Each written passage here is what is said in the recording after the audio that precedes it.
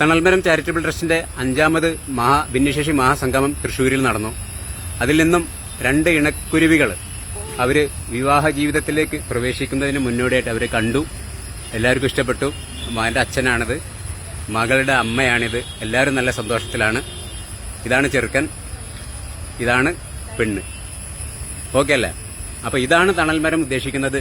ഇതുപോലെ ഒരുപാട് പേർക്ക് ഇന്നിവിടെ വിവാഹം റെഡിയായിക്കൊണ്ടിരിക്കുന്നുണ്ട്, വേദിയിൽ റെഡിയായിക്കൊണ്ടിരിക്കുന്നു. അപ്പം നിങ്ങൾ സംഗതി റെഡിയായി സെറ്റായി നിങ്ങൾ പോവാണ്.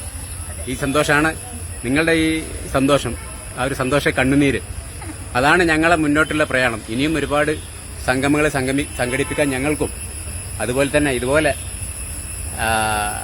ചെറിയ ഭിന്നത അനുഭവിക്കുന്ന ഇവർക്ക് ഒരു താങ്ങാവാനും ഈ പ്രയാണം തുടർന്നുകൊണ്ടിരിക്കും. എന്താണ് അമ്മ എന്ന് പറഞ്ഞാണ്?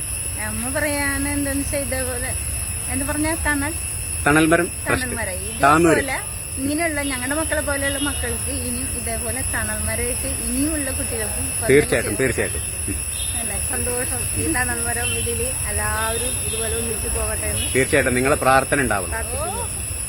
അച്ഛാ, തീർച്ചയായിട്ടും നിങ്ങളെ പ്രാർത്ഥനയൊക്കെ ഉണ്ടാവും. ഇത് കണ്ടില്ല, അവരെ സന്തോഷം കണ്ടില്ല നിങ്ങൾ? അവരിപ്പോ തന്നെ റെഡിയായി.